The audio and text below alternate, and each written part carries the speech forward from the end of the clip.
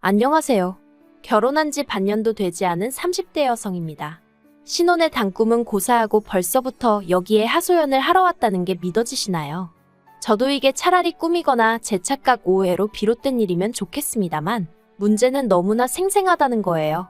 아직도 귓가원 자리에서 어머님이 퍼부어대는 말도 안 되는 억지와 쌍소리가 울려대는 것 같으니까요. 정말이지. 이런 대우를 받고 살 줄 알았으면 남편 됨됨이고 뭐고 연애나 하고 말 걸 그랬다 싶어요. 남편하고는 지인의 소개로 만났는데 지금 생각하면 그 지인도 어이가 없어요. 멀쩡하게 직장 다니는 저한테 왜 취업 준비로 바쁜 남편을 소개시켜줬던 건지 모르겠거든요. 하지만 그때는 저도 제정신이 아니었으니 그 소개팅을 받았겠죠. 제가 스트레스가 너무 심하다 보니 요새 남 탓도 많이 하고 성격이 점점 꼬이는 것 같아요. 아무튼 그렇게 지인의 소개로 남편을 만났는데 솔직히 사진도 못 보고 나갔던 자리라서 나름대로 걱정을 했었거든요. 괜히 시간 낭비나 하고 오는 거 아닌가 싶어서. 그런데 이게 웬걸요? 먼저 와서 저를 기다리고 있던 남편은 까무잡잡한 피부에 웃는 게 매력적인 사람이었어요. 게다가 대화를 나눠보니 저랑 성격도 취향도 비슷하단 게 느껴지대요. 그래서 표현이 좀 유치하긴 한데 운명인가 하는 생각이 들더니 아니나 다를까 서로 알게 된 지 3주 만에 연인 사이가 되었답니다.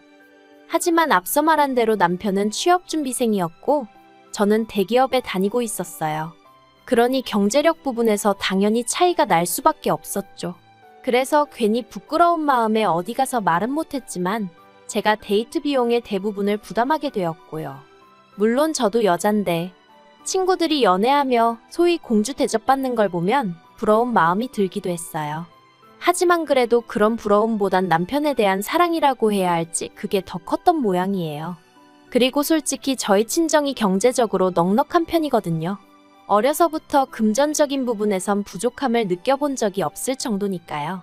게다가 지금은 그렇지 않지만 직장 생활을 시작하고도 몇 년 동안은 친정 부모님이 매달 용돈을 따로 챙겨주셨으니 남편에게 그렇게 돈을 쓰면서도 어리석게도 아깝다는 생각은 못했답니다. 그러다 사귄 지 2년이 되어가던 무렵 마침내 남편이 취업을 했어요. 솔직히 제가 기대하던 수준의 회사는 아니었지만 그래도 오랫동안 마음고생을 하다 들어간 회사였기에 진심으로 축하해줬고요. 취업 축하 선물로 제가 양복도 맞춰주고 명품 신발도 해줬죠. 지금도 쓰면서 또 속에서 열불이 올라옵니다. 지금 만약 누가 저처럼 연애하겠다고 하면 도시락을 싸갖고 쫓아다니는 한이 있더라도 뜯어말릴 거예요. 하지만 그땐 아무도 저한테 그렇게까지 안 해도 된다고 말해주는 이가 없었네요.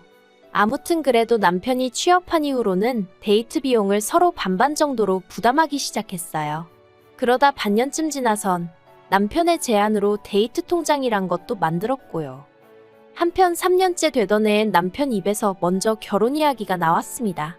전 솔직히 그전까지 돈 쓰고 시간 쓰고 만나면서도 남편과 결혼까지는 생각해 본 적이 없었거든요. 그런데 남편은 하는 말이 자기는 예전부터 저에게 프로포즈를 하고 싶었는데 자기가 직장도 없고 이것저것 뭐 하나 준비된 게 없어서 말을 못 꺼냈었다는 거예요.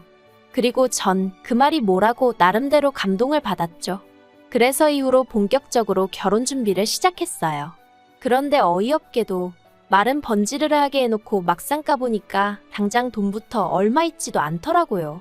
사실 그전엔 결혼 생각이 없으니 남편이 월급을 받아 뭘 어떻게 쓰는지 아무 관심도 없었고 알려고도 하지 않았었는데 아무튼 황당해서 그래도 직장 다닌 지 벌써 1년이 다 되어 가는데 어떻게 돈이 하나도 없냐고 물었습니다.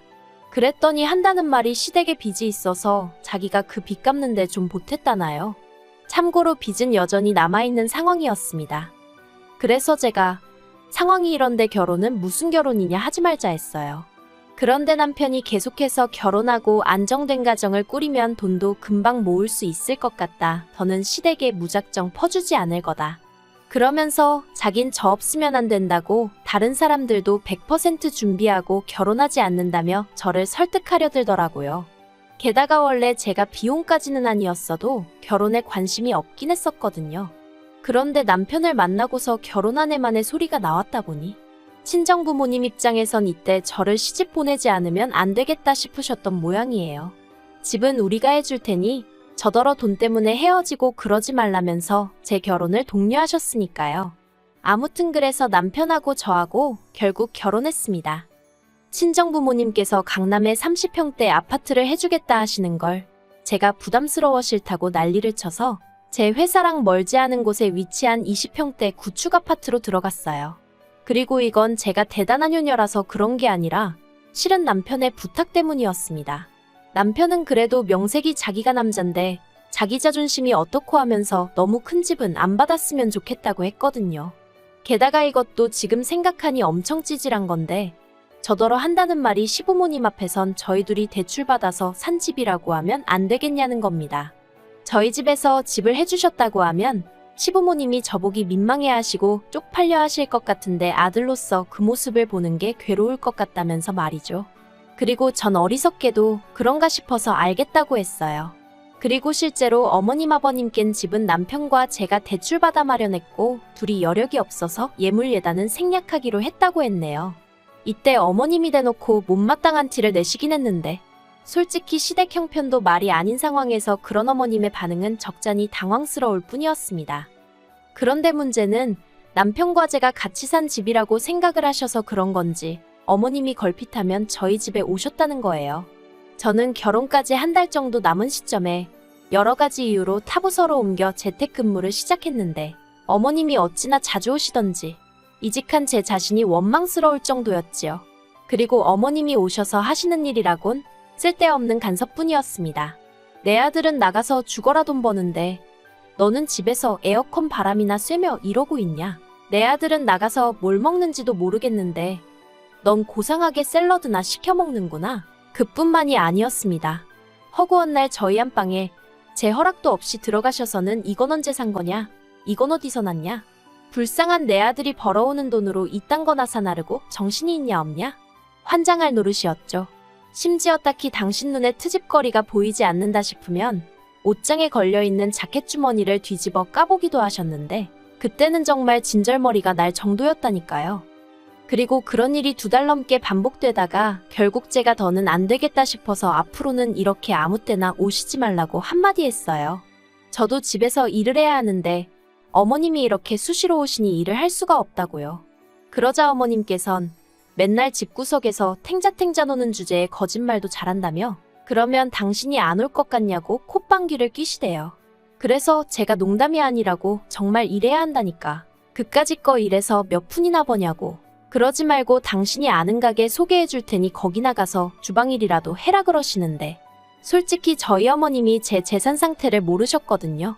남편은 자기 자존심이 상한다며 시댁에 얘기를 안 한 눈치였고 예물이니 예단이니 그런 것도 죄다 생략했으니 어머님 입장에선 나름대로 판단할 만한 기준이 없으셨던 거죠.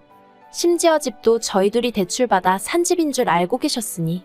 하지만 그건 그거고 자꾸 어머님이 저를 무시하시는 게 더는 견디기가 힘들더라고요. 그래서 결국 그날 어머님이 생각하시는 것보다 제가 훨씬 많이 번다고 어머님 아들의 2배쯤 번다고 그랬습니다.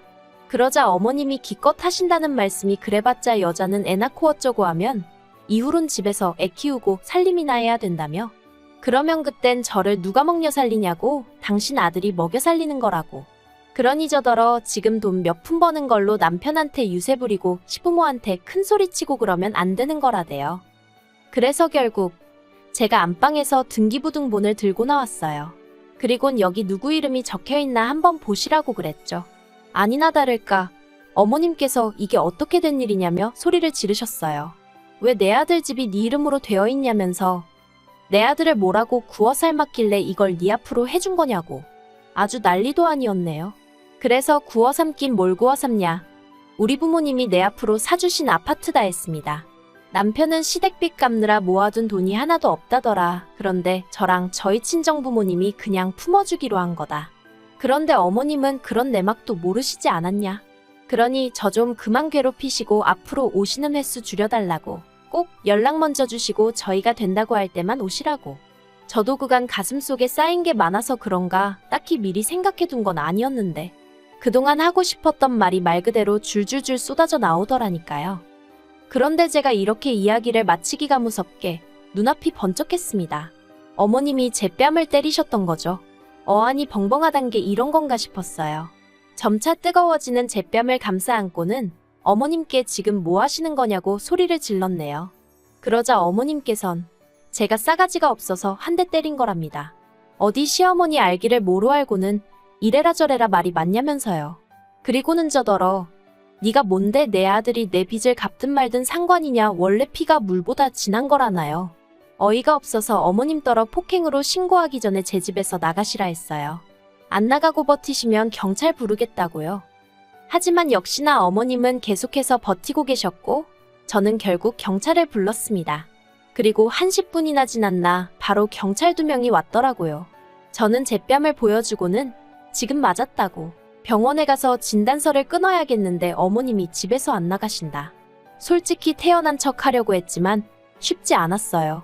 어쨌든 어머님한테 맞았다는 황당함과 수치심 그리고 모멸감, 이러한 복잡한 감정들이 한데 뒤섞이면서 심장이 벌렁거리고 손발이 덜덜 떨렸으니까요. 그리고 다행히 경찰들은 이런 제 상황을 한눈에 알아챈 듯 어머님을 데리고 나와주대요. 그래서 전 바로 현관 비밀번호부터 바꾸고 병원으로 향했습니다. 병원에서 제 순서를 기다리고 있는데 남편한테 전화랑 문자가 계속해서 오더라고요. 이걸 받아 말아 하다가 어머님이 도대체 뭐라고 꾸며대셨는지 알긴 해야겠다 싶어서 전화를 받았습니다.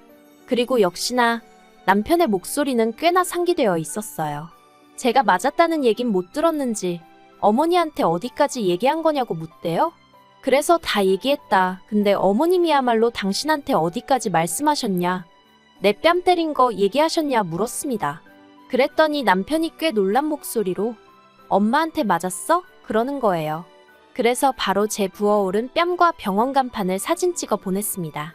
진단서 끊어갈 거라고, 이걸로 어머님을 폭행죄로 신고할지 아니면 당신하고 아예 이혼을 하는데 어머님을 이혼 사유로 할지 고민 좀 해볼 생각이라고 했죠.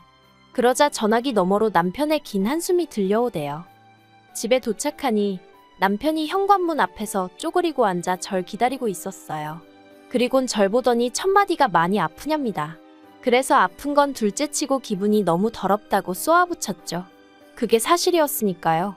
그리고 집 안으로 들어가 남편과 마주 앉았습니다. 미안해서인지 쪽팔려서인지 남편이 제 눈을 제대로 못 보길래 날 똑바로 보라고, 그리고 우리 단판을 짓자니까.